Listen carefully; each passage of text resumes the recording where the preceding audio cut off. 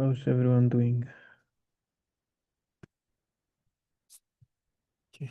Uh, Morning, everyone, and happy Monday.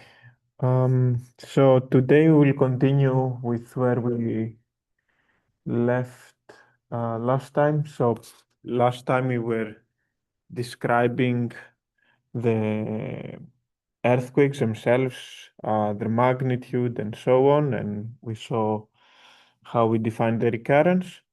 And in this one, we will be shifting towards characterizing the ground motion, which is the shaking that earthquakes produce due to the release of energy, and it's what as civil engineers we care more about because it's not the earthquake itself, it's the consequences that this causes to our buildings. So, like last time, let's go through a quick review to make sure that what we covered is staying fresh in our minds. So the first question, um, who can tell me what uh, what does the elastic rebound theory explain, or in what context did we use it in this class? Yes, please. Two plates move against each other slowly because of the mantle. So strain starts to build up slowly and slowly. Ultimately, so much strain builds up, then it has to be released because the strength cannot be exceeded. That leads to an earthquake. Absolutely, yes, that's 100% correct. Yeah, exactly what you said, and in like more briefly, like the earthquake cycle itself, right? It loads, then, and the fact that we like, yeah, absolutely. Um, Then who else can tell us what was the asperity and boundary model, and what each of these models explain for different earthquakes? Yes, please. Exactly. And which is which? Yes. And the boundary is the yeah, yeah, great. Uh, and then we also see how to quantify the size of the earthquake through the different magnitude scales. So can anyone mention some of those that we encountered, which was the sort of most modern, and what was the limitation of the previous ones that led us to the most recent one?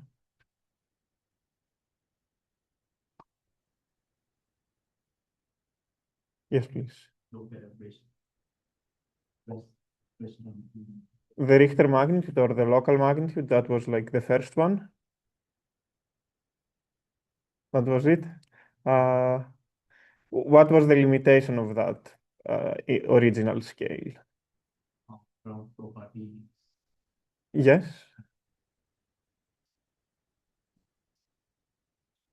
correct. So, though it defined the magnitude on a specific seismometer, so it required you having access to that particular device, and if you had some other instrument, you couldn't necessarily use it. And the other thing was you measure the magnitude through its ground motion, so the amplitude of the seismic waves accounting for the attenuation. But if you are in a different part of the world where the attenuation is different, that will cause bias in your magnitude estimate. And what was the most, and the other magnitudes that we saw were like the duration magnitude, body wave magnitude, surface wave magnitude, looking at different parts of the ground motions to characterize the size of the earthquake. And what was the most recent magnitude that we saw?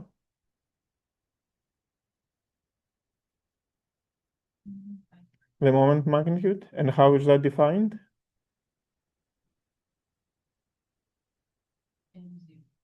The seismic moment, yes.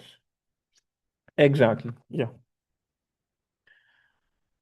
Uh, and then the last question to kind of wrap, mm, wrap the beginning and the end of the previous lecture. How did we, in what context the rebound theory was used to with the moment magnitude itself?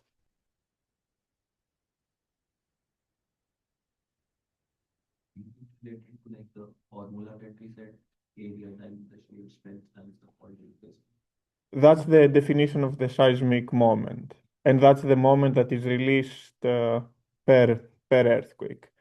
And we also know what is the moment that is accumulated in the fault per unit of time, right? Based on the slip rate. So it's the budget that the elastic rebound theory gives us, where the energy that we introduce through the slip rate has to be the same that is released during earthquakes. Any questions on those topics? No? Okay. So, ground motion characterization. So, in general, we want to describe the time series itself, but time series are very complex. So describing them directly, it's almost impossible. Maybe nowadays there are some methodologies that we will go over in next few lectures on how do you create and characterize ground motions themselves. But traditionally, it's very difficult to describe a signal directly. So we need to come up with some parameters that describes different aspects of the time series, and that's what we will be focusing next. And these parameters can be calculated based on simple formulas, and in general, they try to explain three different aspects of the time series. Not all of them all at the same time, but different parameters, try to describe some of these aspects. And those aspects are the intensity, so how strong the shaking is, the frequency content, so which are the frequencies that sort of, or like, let's say which are the frequencies that carry most of the energy in the time series, and the duration, because for certain structures, especially if you do like nonlinear analysis, duration is also becoming important. So having a sense of that is also needed. Yes, please. So this is a time series. So this is the recording of the acceleration. Uh, it's different stations. So the acceleration on like the first horizontal, the second horizontal, and the vertical component. Okay. Yes. Any other questions, maybe? Yeah, that's a very good question.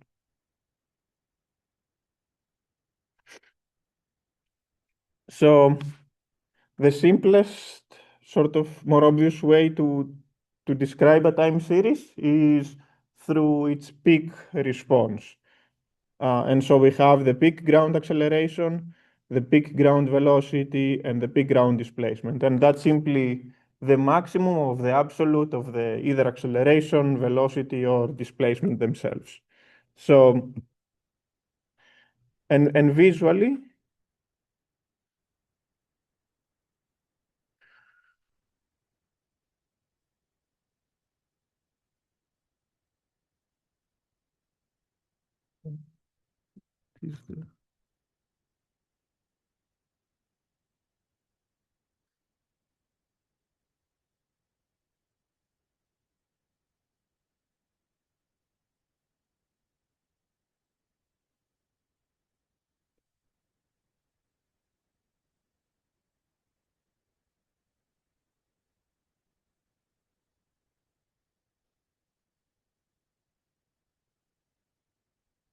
okay, and so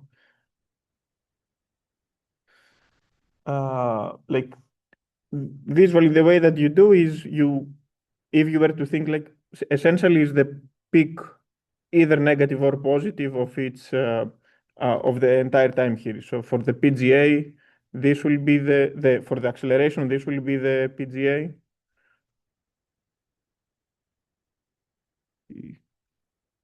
PGA. For PGV, for the velocity, this will be the PGV. And for the displacement, this will be the PGD.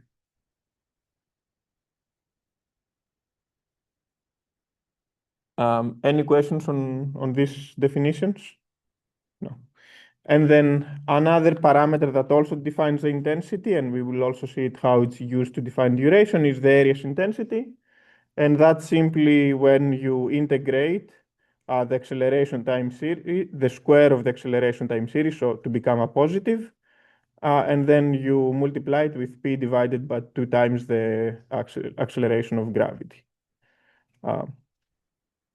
And that can be thought as proportional to the entire energy that the time series itself carries. Yes. Are those parameters independent on like rock and soil conditions? That's a very good question. What do you think? Yes. They are independent or not independent? I mean, I mean, you could get the same reading for two different areas that have different rock and soil conditions, and that doesn't mean that they're the same intensity, right? You can get the two readings, meaning the same value for these three parameters for two different conditions. I would agree up to that point. And so, what was the rest of your argument? But they would have different soil conditions. Yes. Yes, So that would make them independent. yes. Hmm. Uh, Well, I don't know, that's my question, I don't know if it's independent because like, I'm asking if this accounts for those soil conditions, because if I have the same type of earthquake, two different areas, yes. it will read more intense in the area that doesn't absorb as much shock. Correct. So, and maybe few things, and we will see. There are maybe three things to address. First, these, as we saw them here, these are simply definitions, assuming that you have the time series. We haven't answered the question, how do you predict them for a future event, or how do they scale with the size of the earthquake? So here, simply it's how, like, if you had the time series, how you would compute these quantities. Now, as you pointed out, we do all of this because essentially, when we want to build a new structure and we don't have an instrument, we want somehow to predict them. So there we will see that these parameters will scale with the site conditions, and we will see a parameter called VS30. Have you seen it before or no? Okay, then I have it in one of the slides. So how that scales. So in general, as this VS30, which describes the stiffness of the soil, is reducing, this this here it's a little bit more complex. But in general, ground motion intensity measures increase, or the longer period ground motion increase, the shorter period decrease, because the shorter period are attenuated, but the longer period are actually amplified because they are trapped in the near surface. We're going to see, I think, it's good to have this question, but I think we will be able to clarify it maybe when we essentially go through the site response part of the lecture.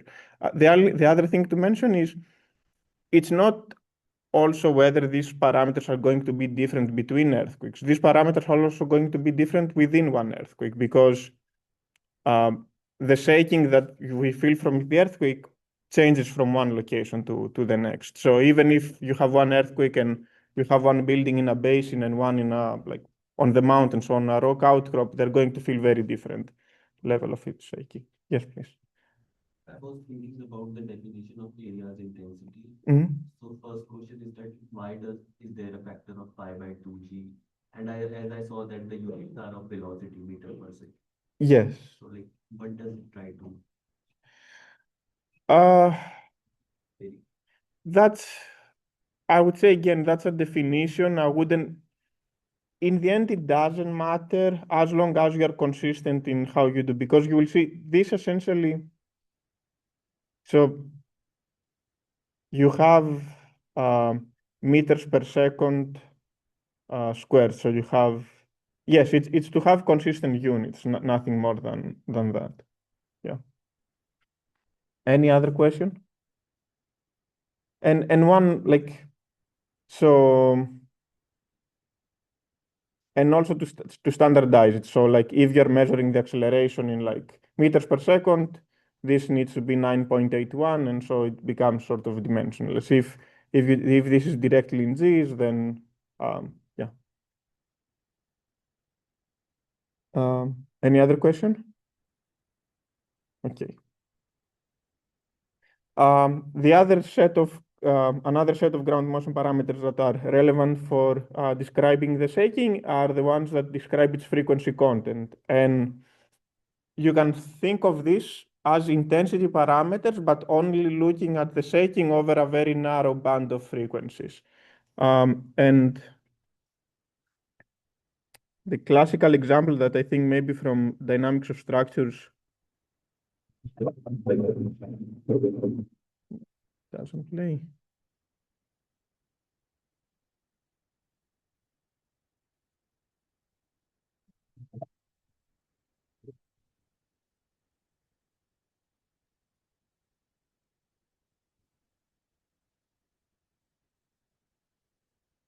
So here are all of the oscillators before we see the video.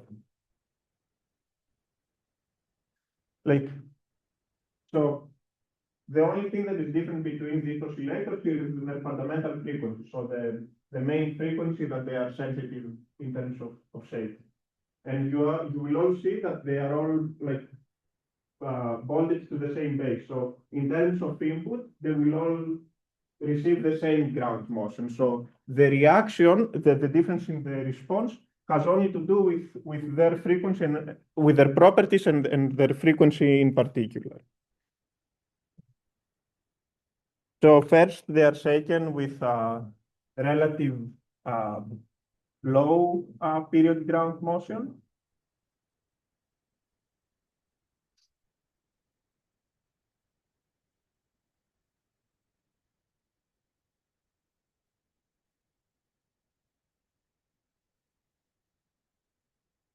And it is like steadily, the frequency is increasing. And you will see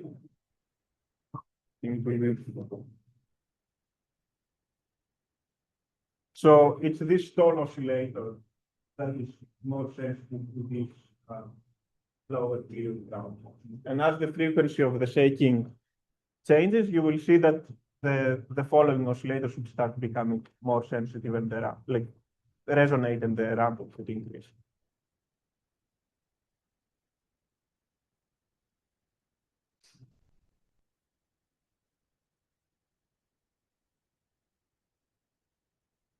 I can speed that maybe for you.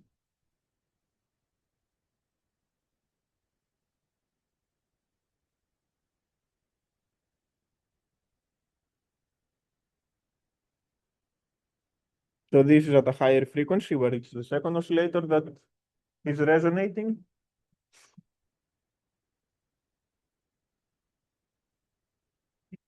And in even higher frequency, it's the smallest oscillator that resonates, whereas you can see the others are barely moving.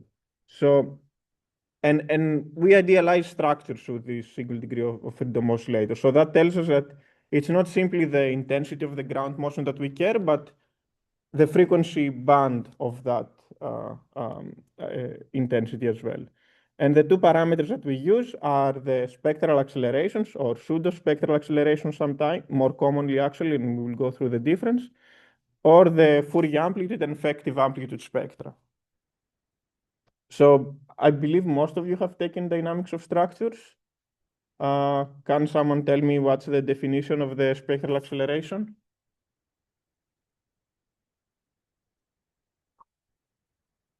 Yes, please.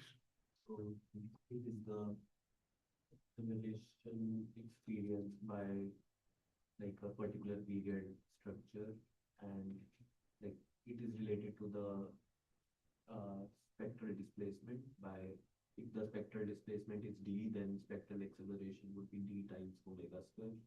That's the pseudo-spectral acceleration, the one that you scale.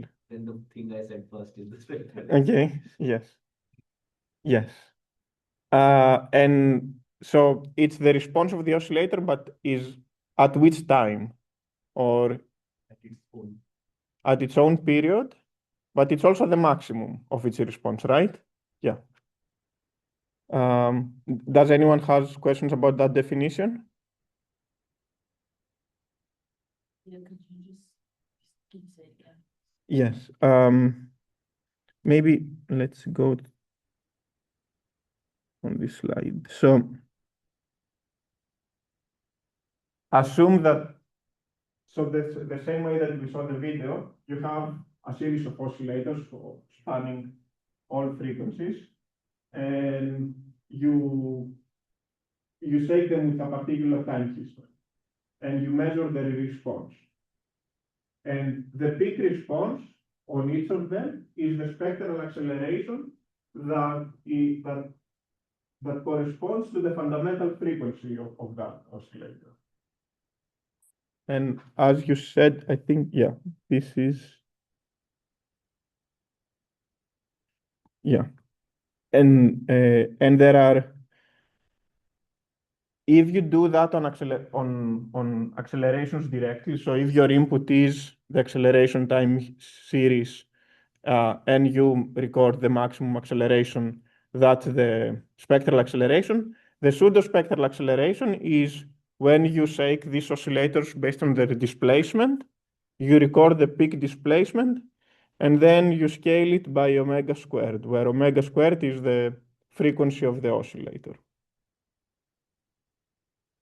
Another way, so that looks at the intensity of the shaking on the structure itself. Another way where you characterize only the frequency content of the shaking without necessarily seeing how it impacts the structure is through the Fourier amplitude. So how is anyone here familiar with like Fourier decomposition or not necessarily? No? Okay.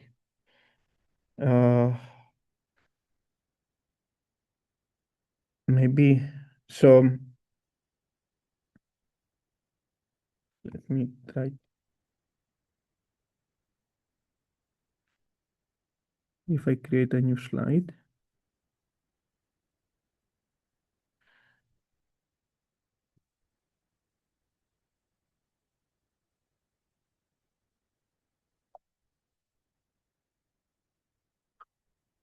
Okay, so if we have any arbitrary time history,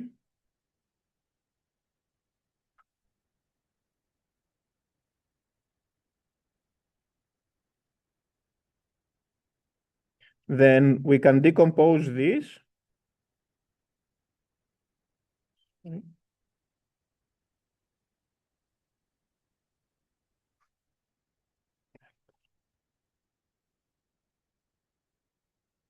Okay, this can be equal to a series of sinusoids that if you add them, you will get back the time history.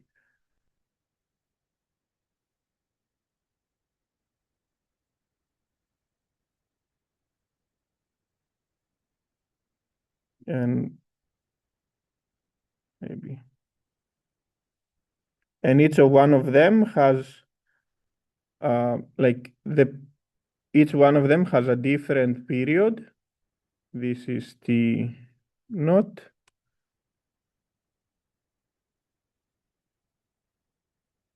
And a different amplitude.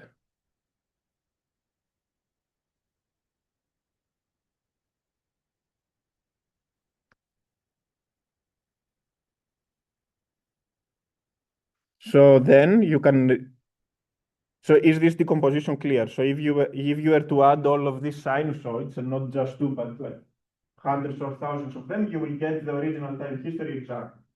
So then you can represent the same information in the Fourier domain, where the way that you organize now your data is on one axis you have period or frequency, and in the other you have the amplitude. And so this tells you which frequencies or periods have the highest amplitude in order to reconstruct your original signal. Is this clear?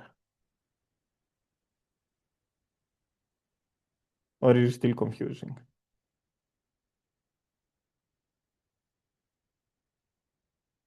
Clear or confusing? Okay. So the Fourier amplitude will also characterize the frequency quantity of the ground motion, and the effective Fourier amplitude, because so this is the one that you will use you will see in the literature. That's simply the Fourier amplitude of the ground motion, but smoothed, so that you don't need to characterize this complex shape, but only characterize its like average shape. So this will be FAS, and this is EAS.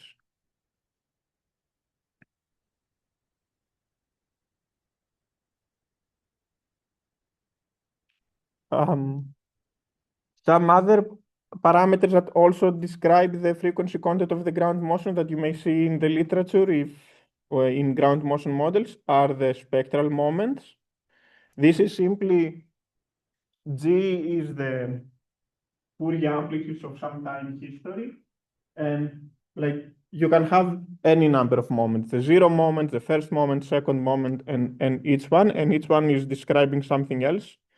And to calculate each one of them is omega, which is the frequency of the oscillator raised to the power of n for whatever moment that you want to compute. So for the zero moment is omega raised to the power of zero, for the first raised to the power of one, and so on, times the amplitude of uh, um, the Fourier amplitude itself, and then integrating over all frequencies.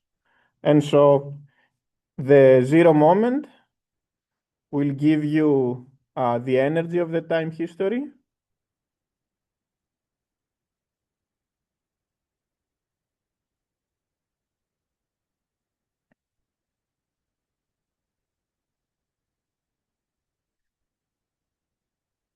So lambda zero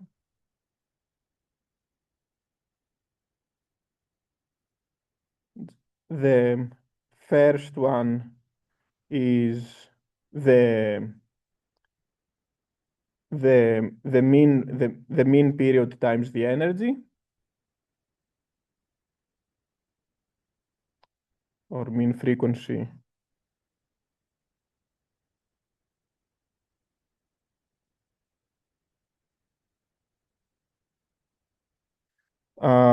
The second one is is proportional to the dispersion, and so on.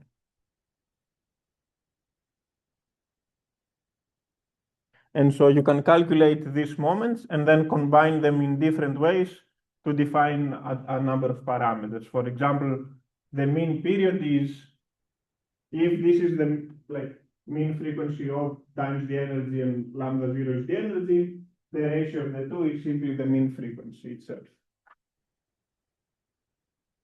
I'm sorry, this should be, if this is period, frequency and period are the reciprocal of each other. So this is actually lambda zero over lambda one.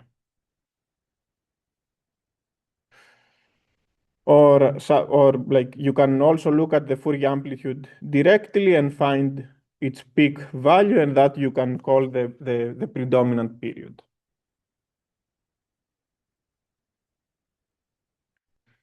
Yes, please.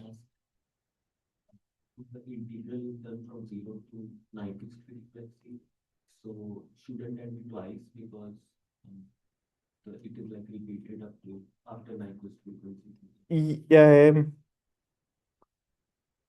So if you were to report the values themselves, yes, you need to have the factor of 2 in front. But because typically you divide everything by the zero moment, they cancel out. So correct, if you want to be, there should be 2 times this. And is everyone clear as why this is the case? So when we do the Fourier decomposition here, what we actually have is we have both the positive periods or frequencies and also the negative frequencies. And the positive and the negative are a mirror of itself. So if you were to only integrate from 0 to the highest frequency, then you need to have a factor of 2. If you were going from the smallest to the highest frequency, then that factor does need to be included. And there are some other parameters that here are for reference that are less common, such as the central frequency, which is simply defined as the square root of the second over the zero moment, or the bandwidth of the time history, which is this relationship. And as this is bounded, this belongs from 0 to 1, and for like broadband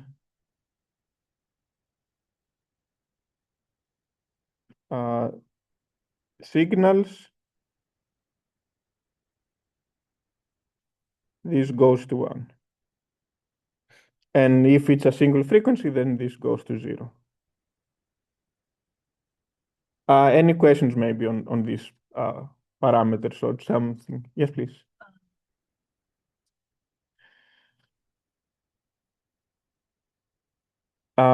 If you were to go here, a broadband signal is a signal where the different sinusoids that compose it, most of them have like similar size amplitudes.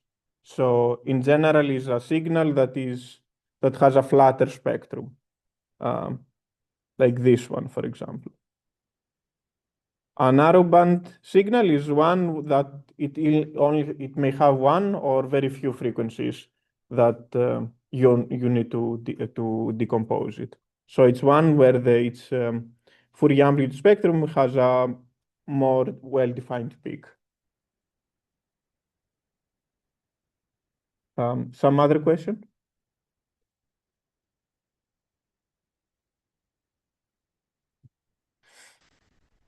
Then the last group of parameters are the duration parameters.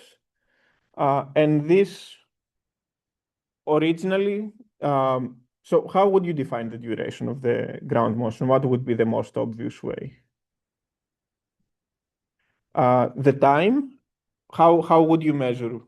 If you were to to create a definition for like, where should you start measuring and when should you stop? When the shaking starts and stops. One issue that we have when we record ground motions is that there is background noise always. So we will never start from 0 and go back to 0. There is always some level of noise. So you can say when the amplitude goes above that threshold of noise and when it goes below that. That's what we call as bracketed duration. But then it becomes really tricky as to how do you define that threshold noise? Because it can change from location to location. If you are in a city, you have a lot more background noise that you need to define a higher threshold. If your instrument is lower cost, it may have like electrical noise and so on. So another more common definition that you will see is the significant duration. So remember how we saw the area's intensity, which is the integral of the acceleration time history times the factor of 2 pi over g. This is the evolution of area's intensity. So if you were to integrate from 0 up to any point, how that value will increase.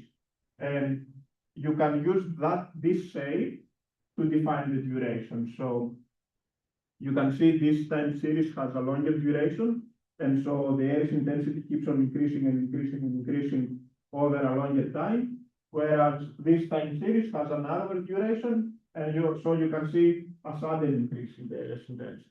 So before and after, not much is happening. And the way that you define the significant duration is essentially you take this what you will see this being referred is as Husset plot. So to create the Husset plot, you define the maximum value, which is at the end of your recording, and you divide every value by that. So now you normalize from 0 to 1, as shown here. And you can define different ranges of duration based on the on this normalized area intensity value. So the duration from 5% to 95% of area intensity is simply the time, the difference between the time when you reach the 95 and the time when you reach the 5%. Well, what was the time between those two margins? So if you go at 0.95, you can find what time you reach that value. And same thing with the 5%.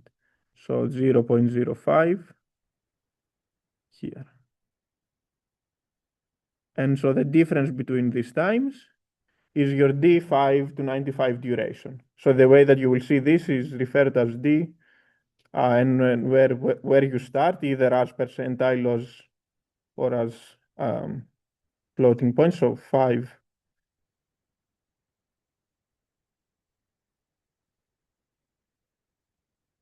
This will be 5 to 95. Other common durations that you will see is D5 to 75. So this will be from 5% to 75%. And so, no, this is actually below.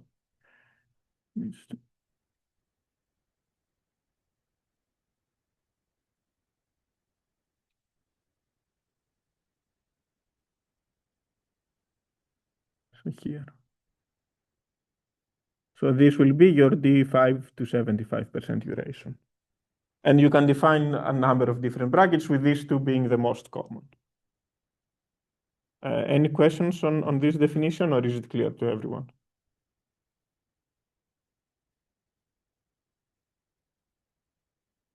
Okay.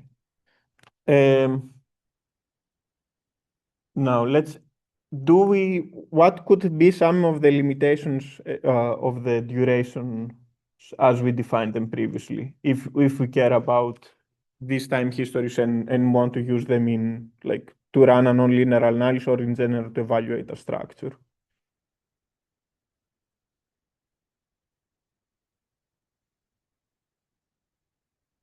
Any thoughts?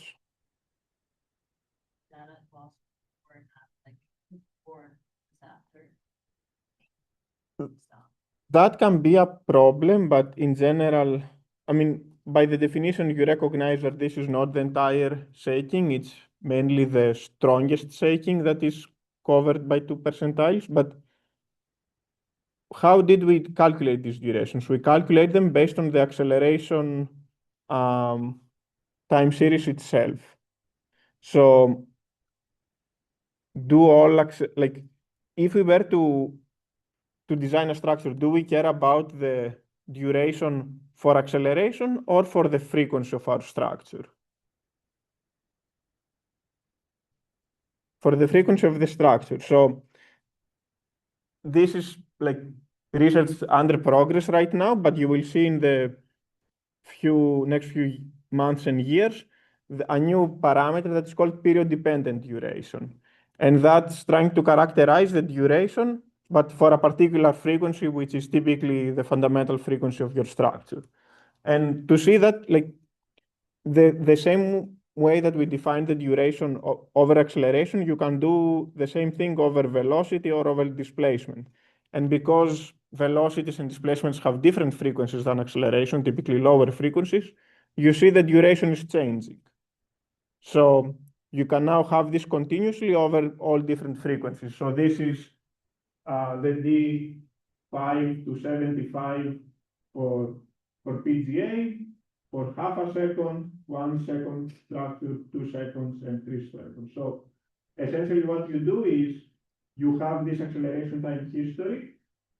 With this one, you compute the response of the oscillator, and then you do the same, and then you define the same duration intervals based on the response of the oscillator instead of the acceleration history itself.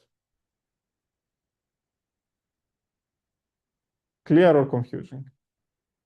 Confused, could you be? Yes. So you have the acceleration time history. And then, as we said,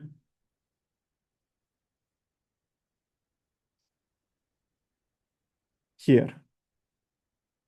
So you start with acceleration, you excite your oscillators, you calculate the response time series, and to define the PSA, we looked at the peak amplitude. Now we look at the duration. So for each one of them, you will compute the usage plot. So for this one, let's say it will be something like this. For this one, it will be something like this. And for this one, it will be something more slowly evolving. And then you will define the duration for each separate frequency. And that will be the significant duration for that oscillator's frequency. Okay.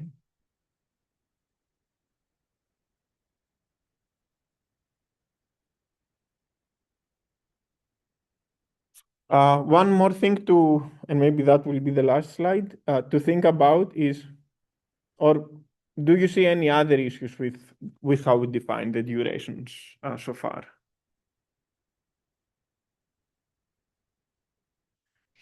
They are based on the time series, but that time series, maybe here, depends on how you have oriented your seismic station relative to the fault itself.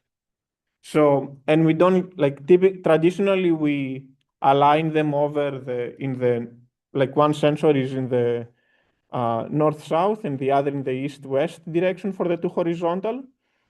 But that's an arbitrary choice that we make for simplicity. So to characterize the time series itself, we have what we call like rotated intensity measures. The simplest one is to simply take the geomean of the two horizontal components. So compute each intensity parameter for H1 and for H2, and then take the square root of the product, which will give you an average sense. Another way that you do it is you rotate them to the normal fault parallel directions, and then you calculate the intensity measures there. Or the most common one that is used is what you will see as the rotation independent measures, where what you do is you essentially compute the intensity measure over each rotation axis, and then you define different percentiles. So you can rotate the ground motion and take the 50th percentile, or you can rotate the ground motion and take the 100th percentile, which is the maximum.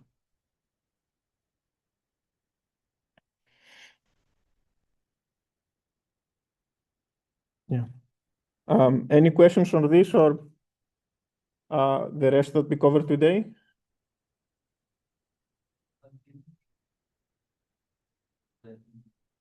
Also in the board. Yes. Correct. Okay. So the way that you do it is, let's say that you start with like the two directions where you actually have recorded, like X and Y, and then you simply, like your new direction is here, like U of t is cosine theta.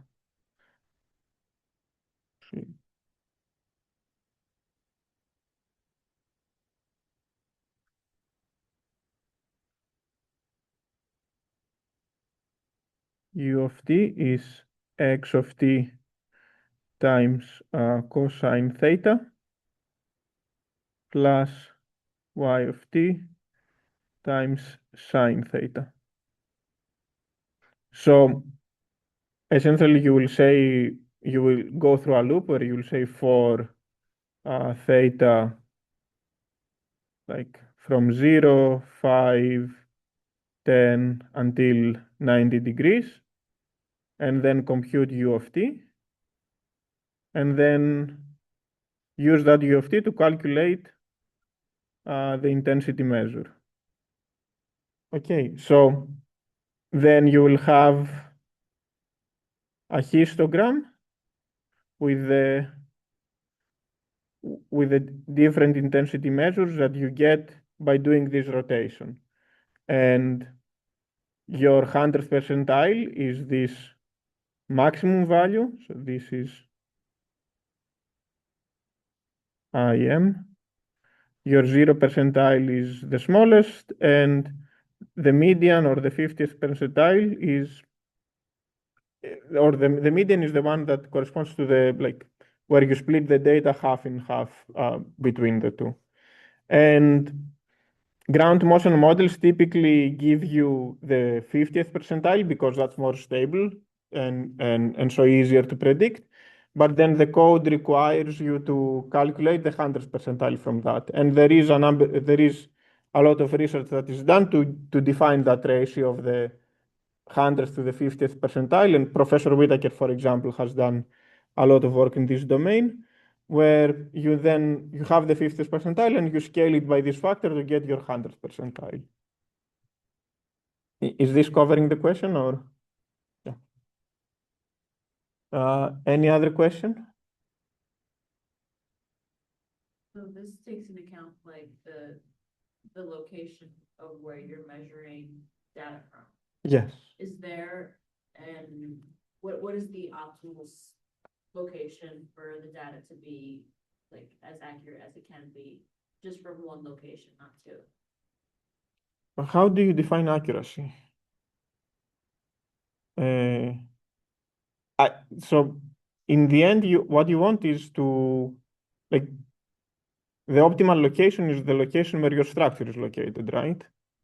Because that's where you care to define the ground motion.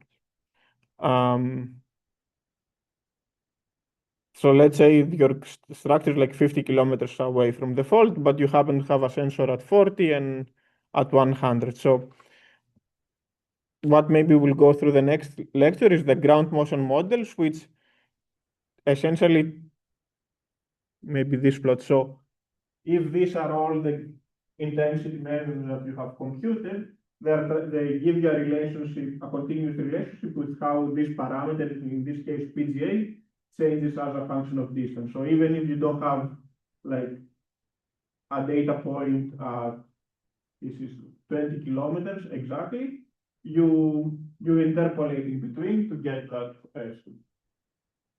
Is this what you asked, or I didn't answer the? No, I got mine. Okay. Yeah.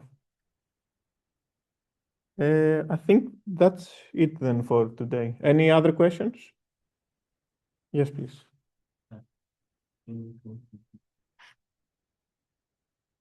Here?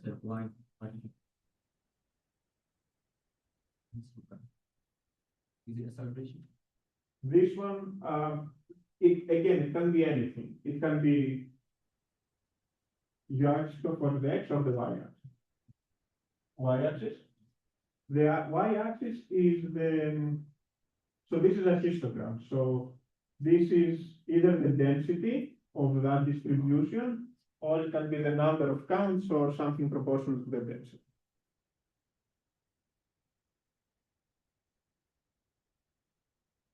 Yeah, that's a great question. So any other question?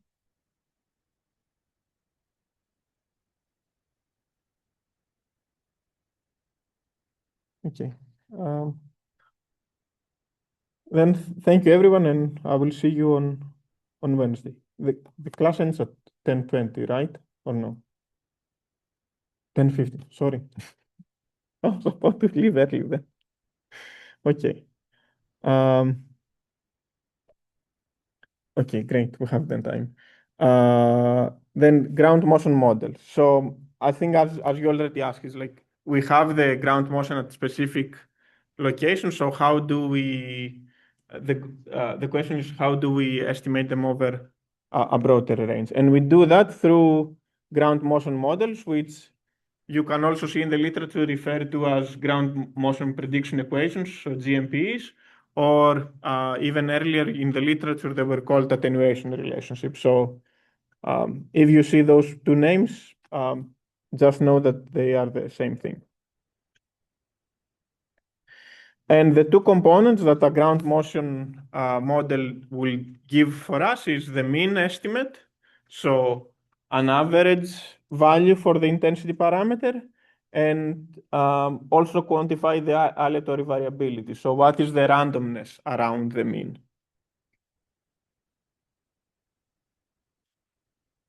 And the way that, so what are ground motion models? Ground motion models are simple equations that try to describe the earthquake and rupture process. So they try to quantify through a number of parameters the source, the path, and the site scaling of the intensity parameter that we care. So how much energy we release, that's part of the source. The path, like how that intensity parameter attenuates over distance, and then how the local site conditions may affect the ground motion, either by amplifying it or de-amplifying it. And this can be a functional form that tries to achieve that. So there should be C0 times M here. So can anyone tell me which would be the source effects in this relationship?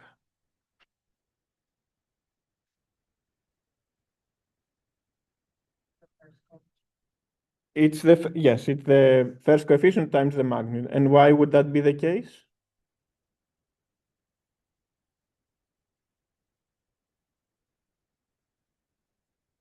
What does magnitude define?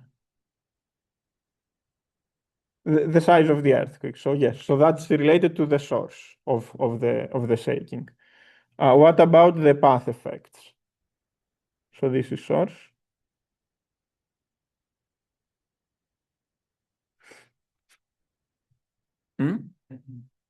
Second and third. Yes.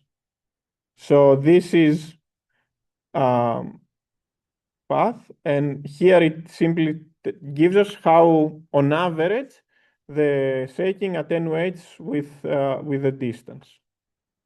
And the side effects, that will be the third one, and that relates to the VS30 parameter that we will see next. So what is VS30? Maybe how many of you have you seen like a shear wave velocity profile? You have. No one else? Okay. So the shear wave velocity defines the stiffness of the soil layers. And you can do it through a number of methods, but in the end, you get a profile where this is VS, this is depth, and it tells you the velocity of each layer. So this is, if you remember in the first lecture where we defined the S waves and the P waves, this is the speed that the S waves travel through each layer of the profile. And the VS30 is defining the average velocity, but in a time average sense, over the top 30 meters. So, and that's to clarify, it's not simply taking the average over this part of the profile and calculating VS30. How essentially VS30 is defined is if an S wave was to travel through the 30 meters to the surface, the VS30 quantity will give you the same travel time. And the way that you calculate it is that for each layer, you compute the travel time. So Ti is the time that it takes for an S wave to go from the bottom to the top of that layer. And it's calculated by dividing the thickness of the profile divided by the VS of that profile. And then you sum those travel times over the top 30 meters. and 30 over the sum of these travel times defines you the VS30. So as VS30 is increasing, you have stiffer and stiffer profiles, and there are like different brackets. So from 100 to 300, you have very soft soil. 300 to 500 or 600, you have hard soil, and then above 700, you have rock outcrop. Any question on the VS30? Okay. So that defines the median ground motion model. Now for the aleatory variability.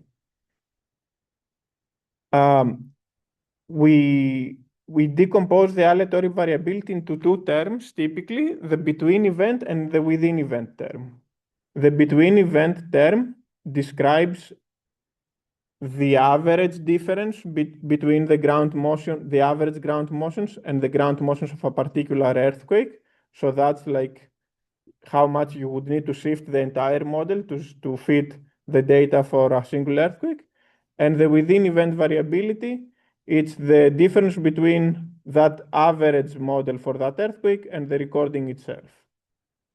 So your intensity parameter would be equal to the mean plus delta B, the between event variability, plus delta W, the within event variability.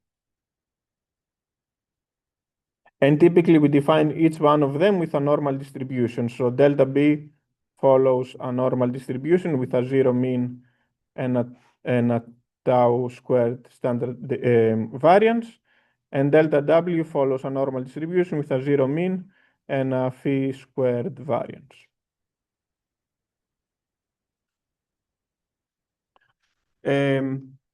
So that's sort of a simple ground motion model. But in reality, they are a lot more complex. And why is that needed? Because we are trying to describe a very complex process like an earthquake. So a magnitude, simply the distance between the hypocenter and the earthquake or the VS30 is not enough. And so we have developed very complex relationships that try to better describe the earthquake. So, and we will see maybe in a future lecture how these different terms scale.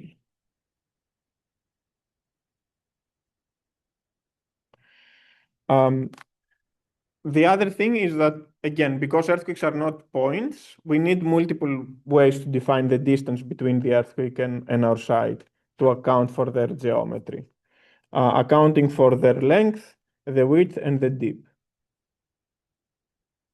And the most common distance metrics that we have are the rupture distance, the joiner bore distance, Rx, Ry, and Ry0. So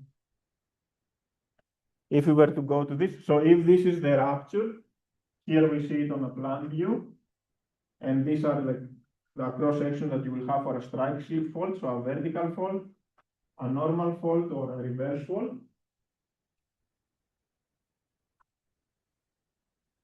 R rupture would, so if this is our site, the R rupture distance will simply be the closest distance between the rupture itself and our site. So in this case, it will be this distance.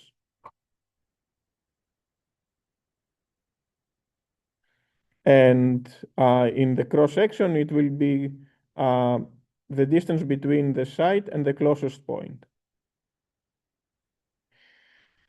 The joiner bore distance is defined similar to RRAP, but it's only for the projection of it's based on the projection of the rupture at the surface. So while RRAP will take into account whether the rupture of the earthquake is at the surface or at depth, the joiner bore distance will only look at the surface. And Rx and Ry, Rx is the distance that is normal from the strike of the fault, and Ry is parallel from the strike of the fault. So if this is the strike, so then the surface projection, Rx will measure from here, and Ry will measure from the center point of the rupture parallel to the strike. Any questions about these distance definitions?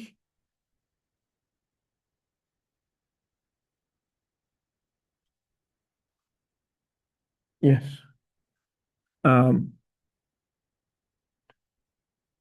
So if you have a rupture, like if this is the strike of the fault, is this clear or even not that? Rx, so you have to define a point, you can define it in terms of its normal and parallel distance. So normal to the strike, that will be Rx, and from the center of your rupture and moving parallel to the strike of the fault, that will be Ry. So for this point, for this station that we defined here, Ry will be this one, this amount, and Rx will be this amount. Okay, and Ry naught will be same as Rx in Ry in terms of direction, but you will start measuring from the edge of the fault. So this will be Y naught. And all of these distances are defined because you want to have different ways to describe the extent of the rupture. R rap alone will only give you the distance between your site and a single point on the earthquake. Another important thing in ground motion models is what we call aleatory and epistemic uncertainty. So there is aleatory variability. We use that term to describe randomness in the earthquake that realistically we cannot predict for a future earthquake, and that has to do with, for example, how the fault is loaded, which is impossible to know. And epistemic uncertainty has to do with error that we have in the model, but not due to true random processes. Instead, things that come from like either scientific disagreement or simplified modeling. And an example to maybe illustrate that is assume that, for example, you have a die that you want to for which you want to develop a model, and you have seen 4 outcomes: 1 the number 2, 3 2 times the number 3, and 1 the number 4. So first, you need to create a model to describe this. And here, one scientist may say this sample size is too small, so I'm going to assume a simple, like fair 6-sided die. And another may say that it's a loaded die, where you will put more weight on the numbers that you have seen most frequently. So here, what would be the epistemic uncertainty and what will be the aleatory variability in how these models are defined? Can someone help?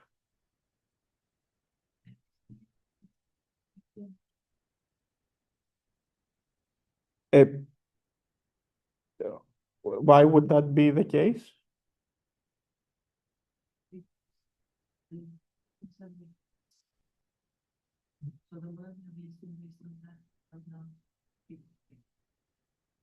Mm.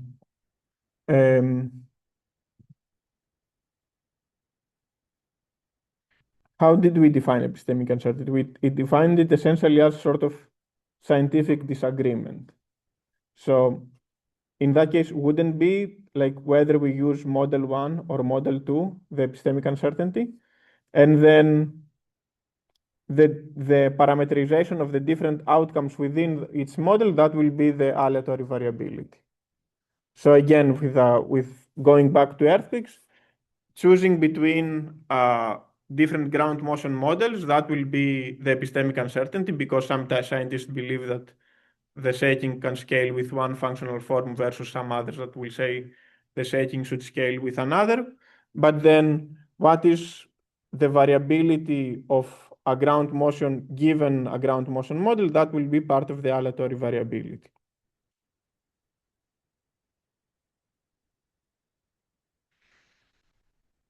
And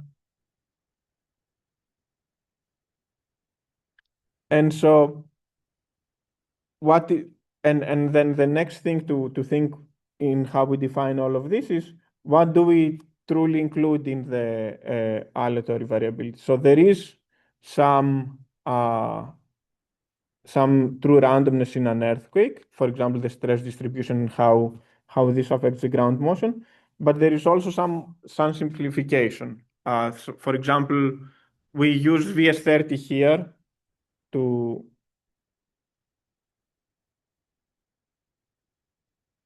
describe the site amplification, but VS30 alone doesn't fully describe site amplification. So that part of the model is something actually that is like a systematic error. And this is what different models are trying to characterize differently. So as we will define ground motion models, we will see also the difference between ergodic and non-ergodic models. And it's these model simplifications that non-ergodic models are trying to better capture. So in general, we will see that for the non-ergodic models, we'll have we'll group the effects into three main groups, and those will be related to the systematic source effects, differences in the systematic source effects. So how our simplified representation causes bias in how in the amount of seismic energy released, in the path effect. So any errors in our parameterization that leads to biases in how the intensity measure attenuates with distance, and in the side effects, and that will come with how the parameterization leads to systematic effects in the site amplification. I think, yeah. Are there any questions maybe to the last part of the lecture? Yes. That table is it? This one? Yeah. So in this, the model 2 is epistemic uncertainty, because it is just a scientific opinion that we are giving that weights and then could be changed. What is the scientific opinion? The weights like, For model 2. isn't there a scientific opinion whether model 2 or model 1 is correct? Okay. But also in model 2 itself, because these weights have been assigned. Yes. So you can have model 3, for example, with different weights, this being 0.25 and this being smaller. Correct. But then if you were to say this is the true model, like actually computing the next outcome, so whether it's like the next draw is on the number 3, the number 2, or the number 4, that has to do with the aleatory variability of that model itself. Yeah. Any other question?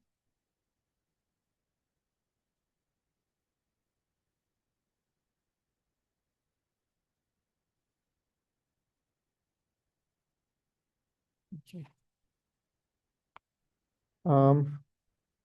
Then that's it for today.